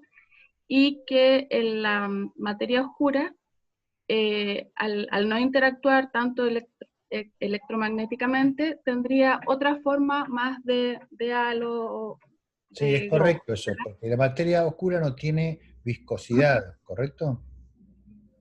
Entonces, en estos choques de galaxias, tendríamos por un lado chocando los discos y por otro lado chocando los globos, ¿verdad? Lo que vos tenés es la acción gravitacional de esos elementos sobre la distribución de materia, ¿sí? No es un choque en el sentido cuando chocan dos autos, ¿sí? Claro. Entonces, acá lo que vemos eh, estaría influenciado por las curvaturas ¿Por las que qué, perdón? provocaría, por las curvaturas en el espacio-tiempo que No, porque el son espacio-tiempo, provocadas no, por la no, materia. no, la curvatura aquí no tiene importancia, porque básicamente el espacio-tiempo, excepto cerca del agujero negro central, es plano, ¿sí? Porque son grandes masas, pero que también ocupan grandes volúmenes, ¿no es cierto? Entonces, Es eh, muy distribuida. claro, entonces la gravedad básicamente se comporta en un régimen prácticamente newtoniano en estas colisiones, ¿sí? No en un régimen de campo fuerte, porque la densidad de masa, excepto donde están los agujeros negros, es muy baja. Lo que Ok. determina la distribución de las estrellas es la interacción gravitacional entre los centros de potencial y cómo afecta eso a las órbitas originales que tenían las estrellas alrededor del centro de sus respectivas galaxias. Cuando aparece un objeto que perturba las órbitas y a veces incluso transforma objetos que estaban ligados de determinada manera al potencial gravitacional en objetos libres y directamente hay estrellas que se escapan de esas galaxias. Otras, digamos, adquieren nuevas órbitas en torno a el objeto central que quede dominando después de la interacción. Pero son interacciones que llevan cientos de millones de años, ¿no es cierto? Bueno, Ya. ¿qué otra Entonces pregunta? nos seguimos guiando por las leyes de Kepler acá. Eh, ya. Otra pregunta, tiene que ver con qué propiedades debieran tener las partículas del estilo WIMS si no interactúan electromagnéticamente, qué propiedades tienen que tener para, al aniquilarse, sí provocar ondas electromagnéticas. Bueno, son partículas que interactúan débilmente, ¿sí? Por eso se llaman Weakly Interactive Massive Particles, ¿sí? Algunas incluso presuponen fuerzas que no conocemos de la naturaleza, pero tienen asociados ciertos números cuánticos a esas fuerzas, entonces esos números cuánticos son opuestos, entonces cuando se aniquilan, esos números cuánticos se cancelan, ¿sí? Que interactúen débilmente no tiene relación con la interacción débil que conocemos, ¿verdad? En algunos modelos sí y en otros no, depende de cuál sea el modelo de la partícula. Algunas de esas partículas interactúan débilmente, con la interacción débil, o sea, literalmente, y otras por una interacción que tiene una intensidad que es del orden de la intensidad débil, pero no es la interacción débil, sino es otra interacción que por ahí presupone supersimetría o alguna cosa más extraña. Ya. Y similar a la pregunta anterior, pero en el caso de los campos escalares, ¿qué característica tiene que tener un campo escalar para explicar tanto materia oscura como energía oscura? Y también quiero preguntar si o sea, he escuchado, por ejemplo, he leído acerca de que el Higgs pudiera eh, ser materia oscura o pudiera estar involucrado. No he escuchado, por ejemplo, que un campo como el gravitón, que estuvo al inicio del universo y luego se le perdió la pista porque entregó su energía, pudiera estar vivo ahí. No, el gravitón no, el inflatón habrá querido decir. Perdón, el inflatón. Sí, El el inflatón. gravitón es tensorial, no es escalar, sí, no existe No, no, más, ¿no? Ahora, no, lo que vos haces el referencia inflatón. son a otros supuestos campos escalares, ¿sí? En realidad, el Higgs, no, porque no puede estar el Higgs en forma de partículas estables así en el universo, pero en algunas teorías muy extrañas, ¿sí? Digamos, que presuponen supersimetría, algunas dimensiones extras, hay como un Higgs max pequeño, ¿sí? Que también tiene interacciones que son débiles, que se ha sugerido. Pero son todas teorías, digamos, cuya física no está completamente, digamos, entendida y que presuponen un montón de cosas muy extrañas. Algunas presuponen otras teorías, otras dimensiones, algunas de esas dimensiones pueden estar compactificadas para lograr que las masas caigan dentro del rango de masas que uno espera, etcétera, etcétera, etcétera. Entonces, todas estas propuestas, hay montones, hay que tomarlas un poco con los, con los dedos, o sea, con cuidado, porque es física ad hoc, no es una física que sea parte del modelo estándar o que forme parte de una visión integral con el resto de la naturaleza. Son cosas ad hoc que a veces trabajan los físicos teóricos para salir con una propuesta de alguna clase de partícula estrambótica que funciona bajo un montón de suposiciones que, bueno, tiene una masa que les parece que puede servir para materia oscura. Hay toda una industria de predecir partículas con masas que puedan servir para materia oscura, pero son todas partículas para las cuales no hay la menor indicio de su existencia en el laboratorio, ni en el Large Hadron Collider, en ningún lado. Entonces, yo manejaría con pinzas por ahora todas estas suposiciones hasta que haya alguna evidencia experimental en un sentido u en otro respecto a las mismas, ¿sí? ¿Alguna otra pregunta o sigo? Ninguna, por mi parte. Bueno. Bueno, entonces con esto termino el pantallazo que quería darles de materia oscura y de las alternativas a la materia oscura, y espero que quede claro que la astrofísica de altas energías es, digamos, una herramienta muy importante para poner a prueba toda esta variedad de teorías. Tanto las teorías de gravitación, estudiando, por ejemplo, algunos de los objetos que estudiamos en la materia, pero reemplazando la relatividad de Einstein por estas teorías de la gravitación, a ver si lo que se obtiene está en concordancia con el mundo real o no, y también, digamos, a través de la detección de fotones de alta energía para seguir buscando materia oscura en el universo a través de su aniquilación, que es la principal forma de tratar de detectar su existencia. Para terminar finalmente esta discusión de cosmología en contextos de astrofísica de altas energías, voy a decir unas palabras sobre el fondo de radiación gamma cósmico. Así como existe un fondo cósmico, el CMB, de microondas, bueno, así estos telescopios de rayos gamma que hemos mencionado y discutido a lo largo de la materia, han descubierto que existe un fondo difuso de radiación gamma en el universo, de origen cósmico, que no es debido a fuentes puntuales ni está originado en nuestra galaxia, sino que es emisión difusa, que viene de muy alto redshift. ¿Cuál es el origen de esa emisión difusa? Bueno, lo que pensamos es que esa emisión difusa es generada por una contribución de distintas poblaciones de objetos cosmológicos que no son resueltas por los actuales instrumentos. Es un espectro complejo, los puntos que forman ese espectro están, los fondos cósmicos de radiación están graficados aquí. Esto es el CMB, ¿sí? Esto que está aquí, claramente una forma de espectro térmico, distribución. No se ve tu cursor. Ah, perdón. Ahí lo saco. Perdón. Esto es el CMB. Aquí tenemos básicamente energía por unidad de área, por unidad de tiempo, por unidad de ángulo sólido en el cielo, y aquí tenemos la energía de los fotones en el electron volt, ¿no? Esto aquí es el CMB, claramente es un cuerpo negro con una temperatura que está alrededor de 10 a la menos 3 electron volts, que es aproximadamente 2.7 Kelvin.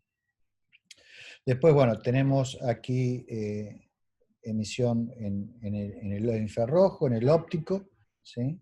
Y en el ultravioleta, que esto se debe básicamente a la contribución de galaxias, que contribuyen en el óptico, y población, estrella de población 3, que es esto que está aquí, y esto de las galaxias, ¿sí?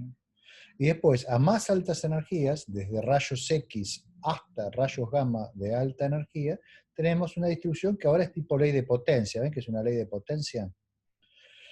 Bueno, ahí esa radiación está contribuida por distintas cosas. Digamos, esto es un ajuste hecho recientemente por Inoue, si me acuerdo bien, creo que no lo anoté lamentablemente aquí, donde tenemos, por ejemplo, a las energías más bajas, ¿sí? Lo que domina son las galaxias Cipher, tiene un pico en rayos X duros, ¿sí? Esto la contribución en rojo aquí de las galaxias Cipher. Después tenemos las radiogalaxias, ¿sí? Que contribuyen a estas energías más altas, que emiten en rayos gamma. Tenemos los blázares, que ustedes recordarán que son los núcleos galácticos activos que apuntan en el jet en dirección del observador. Esos son los que contribuyen a las energías más altas, es esto que está aquí, ¿sí? Los blázares. Y bueno, y en general todos los núcleos galácticos activos contribuyen con lo que es la línea negra que está aquí. Que fíjense que ajusta muy bien la emisión esta difusa de rayos gamma de altas energías. Entonces, la conclusión es que esa emisión difusa de origen cósmico no resuelta es la contribución de muchos núcleos galácticos activos que no vemos individualmente, sino simplemente lo que nos llegan son fotones superpuestos en una especie de contribución difusa cósmica. Aquí tienen otro gráfico similar, ¿sí? Basado en datos de Fermi, ¿sí? Que son estos puntos que ustedes tienen aquí, con las distintas posibles contribuciones de fuentes que no están resueltas y fuentes que están resueltas a altas latitudes galácticas, cosas que son fuentes extragalácticas, ¿sí? Y otra cosa a tener en cuenta es que no estamos observando rayos gamma de energías extremadamente altas porque el universo es opaco a rayos gamma de energías más altas que un cierto valor. Eso se debe a que si la energía del rayo gamma es muy, muy grande, entonces interactúa el rayo gamma al propagarse por el universo con fotones del fondo cósmico, se absorbe produciendo pares electrón-positrón. Esos pares interactúan de nuevo con fotones del fondo cósmico y lo que producen son nuevos rayos gamma, pero de menos energía, que a su vez van a ser absorbidos, y así sucesivamente se produce una cascada electromagnética en el fondo cósmico de radiación. Esa cascada tiene efectos similares a los que vimos cuando estudiamos absorción de rayos gamma, y redistribuye el espectro original de rayos gamma en energía. Entonces, lo que va a hacer eso es que el espectro se va a hacer más blando a las energías más altas, con un cutoff a una cierta energía, y se va a hacer el espectro, digamos, más duro a energías más bajas, donde se va a acumular fotones de baja energía. Aquí tienen ese efecto. Si el espectro de salida es esto que están viendo ustedes aquí, no absorbido, la absorción suprime toda esta radiación que está aquí, la redistribuye a energías más bajas, generando una ley de potencia con un índice bien empinado, ¿sí? Al principio teníamos un índice de 1.5 y terminamos después de la cascada con un índice como el observado que es casi de -3, ¿sí? O sea, bien empinado. Y un exceso a energías más bajas. Entonces todo parece indicar que energías más arriba de algunos de 100 teraelectronvolts son imposibles de fuentes cosmológicas no resueltas, simplemente porque los rayos gamma van a ser absorbidos por la radiación de fondo cósmica. Bueno, esa es la última consideración que yo quería hacer, con lo cual llegamos a el final de este curso. Entonces, para terminar, en los 10 minutos finales que me quedan, quisiera hacer una recapitulación de qué es lo que vimos en esta materia. O sea, el viaje que hemos emprendido empezó estudiando el espacio-tiempo mismo, ¿sí? ¿Qué es el espacio-tiempo? ¿Cómo es su estructura? ¿Cómo interactúa el espacio-tiempo con la materia? ¿Cómo la materia afecta al espacio-tiempo? Vimos que la gravitación, en el fondo, es la manifestación de la curvatura del espacio-tiempo, y que esa curvatura queda determinada a su vez por las concentraciones de materia que hay en el espacio-tiempo. Después de estudiar el espacio-tiempo, pasamos a estudiar la materia, y vimos cuáles son las distintas partículas y campos del modelo estándar. Vimos cómo esos campos interactúan entre sí para dar lugar a la variedad de partículas que observamos en nuestro universo. Vimos que el universo está poblado de bariones y de leptones. Vimos cuáles son las leyes que esas partículas obedecen. Luego lo que hicimos fue estudiar en qué condiciones podemos acelerar esas partículas hasta que obtengan energías relativistas, o sea, hasta que se muevan a velocidades similares a la velocidad de la luz. Vimos que necesitamos aparatos, que son los aceleradores de partículas, y vimos una gran variedad de estos aparatos. Vimos cómo hacemos para detectar las partículas, para experimentar con ellas, para manipularlas, para medir las propiedades de sus interacciones y para aprender de la física de estas partículas. Y luego vimos que en el universo, de alguna manera, se aceleran también partículas hasta energías aún mucho mayores de las que podemos lograr nosotros aquí en la Tierra, y vimos que esas partículas llegan a nosotros, llegan al planeta Tierra en forma de rayos cósmicos. Entonces estudiamos los rayos cósmicos, estudiamos su espectro, estudiamos su composición, sus características, y nos preguntamos sobre cuáles pueden ser las fuentes de estos rayos cósmicos. Lo que hicimos fue analizar los requerimientos energéticos que tienen que tener distintas clases de objetos astrofísicos para poder producir rayos cósmicos en las cantidades que observamos en el universo, y terminamos teniendo un puñado de candidatos favoritos que incluían para los rayos cósmicos en nuestra galaxia a los remanentes de supernova y también a los pulsares, ¿sí? Donde los mecanismos de aceleración serían diferentes de acuerdo al caso. Luego pasamos a estudiar esos mecanismos de aceleración, cómo se aceleran las partículas. Vimos la aceleración electromagnética por un solo pulso, vimos aceleraciones difusivas, estudiamos mecanismos de Fermi de primer orden, de segundo orden, estudiamos reconexión magnética. Y eso nos llevó a ver cuáles son las condiciones astrofísicas que se deben dar para que esos mecanismos funcionen eficientemente en distintas clases de objetos en el universo. Terminamos viendo que los remanentes de supernova pueden acelerar rayos cósmicos hasta energías de 10 a la 15 electronvolts aproximadamente, o sea, hasta la rodilla del espectro, en condiciones relativamente normales con una amplificación moderada de campos magnéticos, y quizás en la galaxia por otros mecanismos, por ejemplo en magnetares, pueda llegar a producirse rayos cósmicos de energías de hasta 10 a la 17 electronvolts. Energías más altas necesariamente deben ser producidos fuera de la galaxia, y vimos un puñado de objetos que pueden llegar a producir esos rayos cósmicos con energías de 10 a la 20 electronvolts.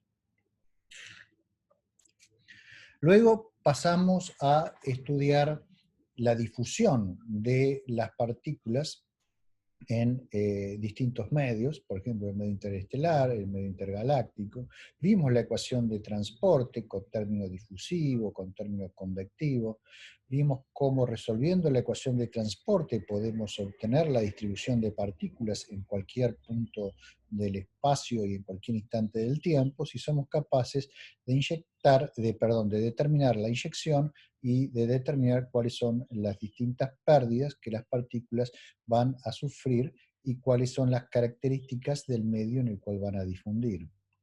Vimos cómo resolver la ecuación de difusión, cómo plantearla para distintas especies de partículas y cómo utilizar la ecuación de difusión resolviendo el problema inverso para poder entender cómo es el coeficiente de difusión, por ejemplo, en nuestra galaxia. Luego pasamos a investigar cómo son las interacciones de las partículas para producir radiación de altas energías.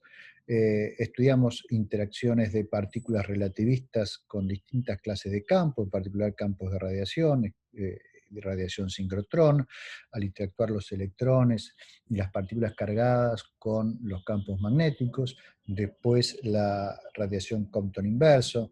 Vimos distintos procesos de interacción de protones relativistas con fotones, producción de pares, producción de fotomesones, el decaimiento después de los secundarios para la producción de rayos gamma. Aprendimos cómo son las secciones eficaces de todas esas interacciones y aprendimos a calcular los flujos que uno esperaría de la interacción de poblaciones de partículas con distintos campos de fotones.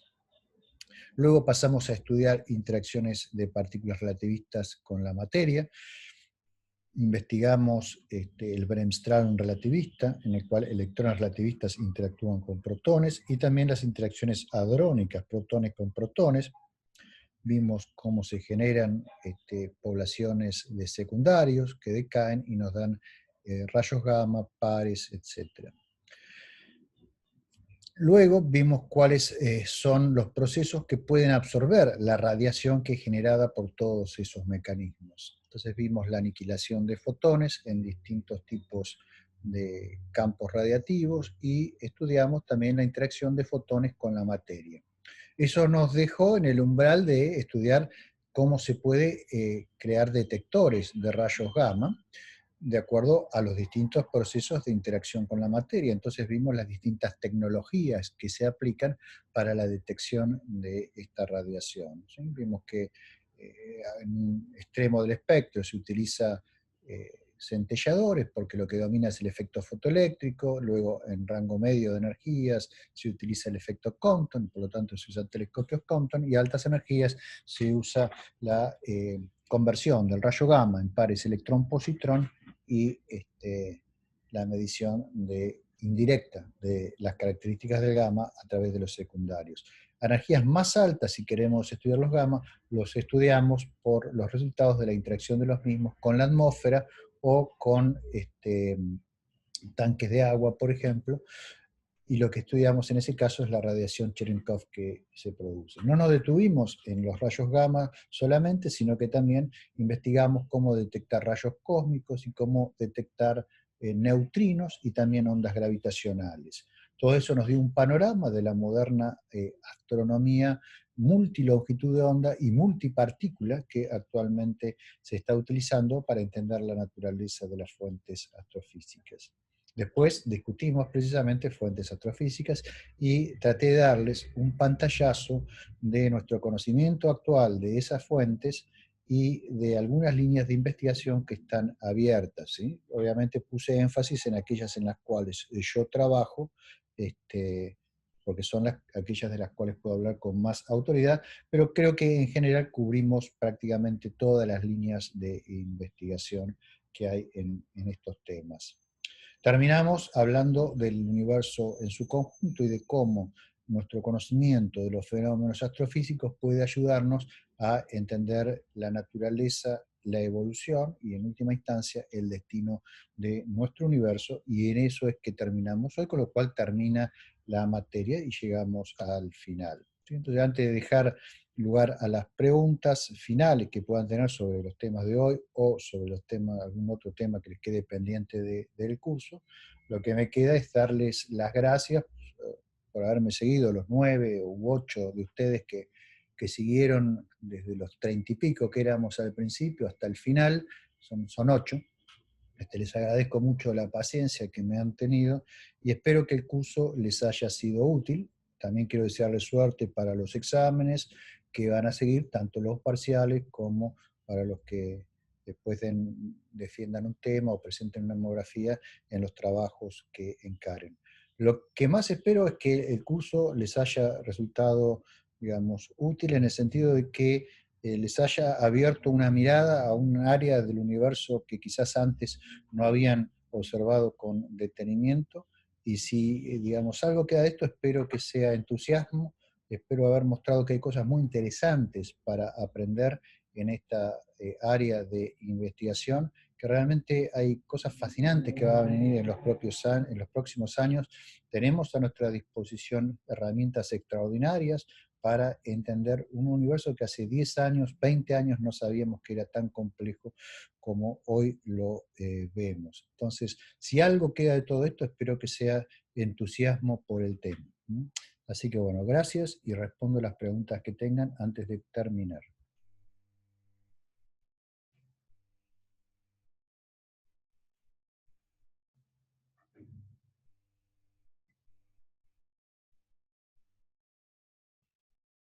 ¿Alguna pregunta? ¿No? Bueno, Allá voy. bueno, vamos.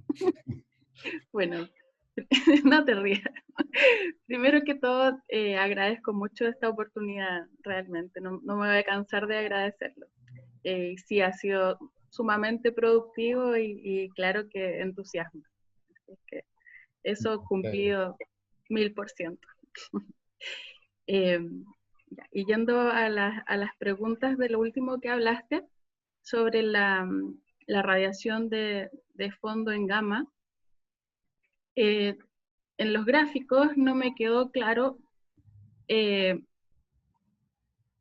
no aparece de hecho, a qué redshift estamos hablando es decir, desde qué lejanía en el tiempo del universo viene esta radiación. Esta radiación es tal como se detecta en nuestros instrumentos aquí en la Tierra, redshift 0. Pero al estar originada en núcleos galácticos activos, se tiene que originar entre el momento que aparecieron las primeras galaxias, o sea, a redshift del orden de 12, y la actualidad, ¿sí?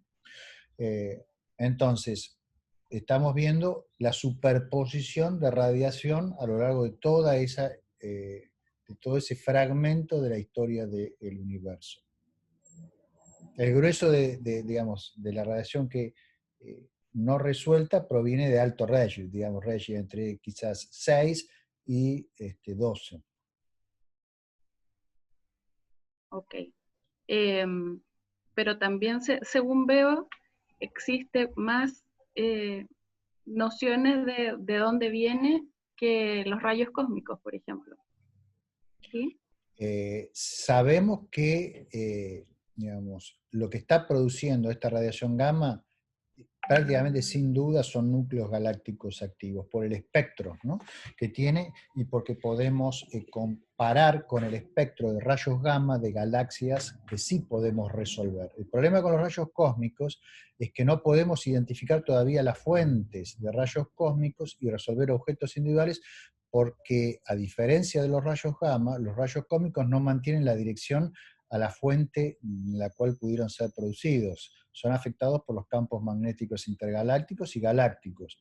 Entonces no podemos identificar las fuentes y estudiar, digamos, cómo es una fuente particular en su producción de rayos cósmicos, excepto indirectamente por la interacción de los rayos cósmicos con otras cosas, ¿sí? Entonces ahí hay una mayor incertidumbre en cuanto a la naturaleza de los rayos cósmicos que de los rayos gamma de origen cosmológico. Gustavo, dos preguntas además. Cuando se observan esta radiación, se observa en los distintos espectros, ¿también se observan líneas espectrales de absorción o de emisión?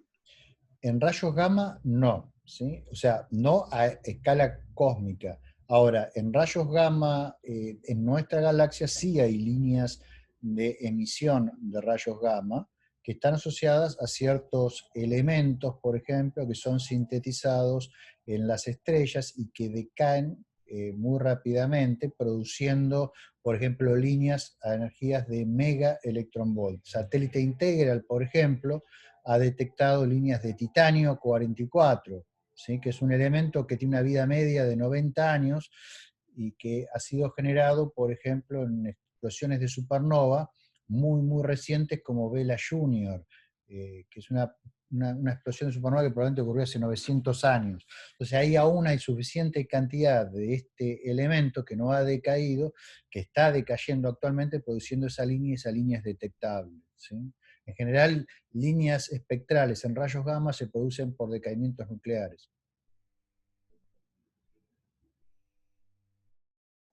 Perdón. Y lo otro es, llama la atención que no se hable de emisión de rayos gamma al inicio del universo. O sea, el CMB está en un espectro como la luz visible. Sabemos también que en algún momento en la variogénesis tuvo que elegirse entre materia y antimateria, pero en algún momento debiera haber habido tanto materia como antimateria y mucha aniquilación. Claro, sí, esto es muy correcto, o sea, pero eso ocurrió mucho antes de la recombinación y por eso nosotros no nos llegan fotones de esa época, porque todos esos fotones fueron absorbidos en el propio plasma cosmológico. Sí, pero después tampoco hay. No, después sí hay, o sea, hay los que se producen en las fuentes individuales. Los que escaparon cuando la temperatura cayó para que la opacidad fuese tal que el medio se hiciese transparente. Y eso ocurre, aún como charlábamos el otro día, a una temperatura de orden de 3000 Kelvin. Ahí los fotones que salieron eran los que corresponden a 3000 Kelvin, que son básicamente en el óptico. Desde entonces el universo se expandió y del óptico pasaron al infrarrojo y por eso ahora tienen una temperatura de 3000 Kelvin de 2.7 Kelvin, ¿sí? Esos son los que están. Los que se produjeron de rayos gamma fueron absorbidos antes de que la temperatura cayese por debajo de los 3000 Kelvin. Entonces no los podemos observar ni los observaremos nunca porque ya no existen, fueron absorbidos por las partículas. Ok, eso es. Muchísimas gracias. De nada. Bueno, listo. Entonces, les agradezco una vez más, chicos, y damos por terminado el curso, ¿sí? Nos veremos en algún otro curso que dé en algún momento y después para los exámenes y las preguntas. Les mando un saludo a todos. Bueno, muchísimas gracias. Gracias. Chao. Gustavo, ¿tenés previsto un curso, algún curso para el año que viene ya? ¿O? Para el año que viene, si todo sale bien, me gustaría dar el de filosofía científica en el primer cuatrimestre y que quede grabado como quedó esto, ¿sí? Voy a tratar de hacer eso, ¿sí? Se tienen que conjugar, digamos, un par de factores, que primero que haya demanda académica del curso, o sea que cuando yo pregunte haya bastante gente interesada como para que se justifique. Y después, bueno, que los compromisos míos me permitan el primer cuatrimestre ordenarme como para poder dictar el curso. Pero en principio creo que va a ser posible, ¿sí? Buenísimo. Muy bien. Adiós, chicos. Chao, muchas gracias. Muchas gracias, Chao. Gustavo. Chao, muchas Gracias. gracias. Chao.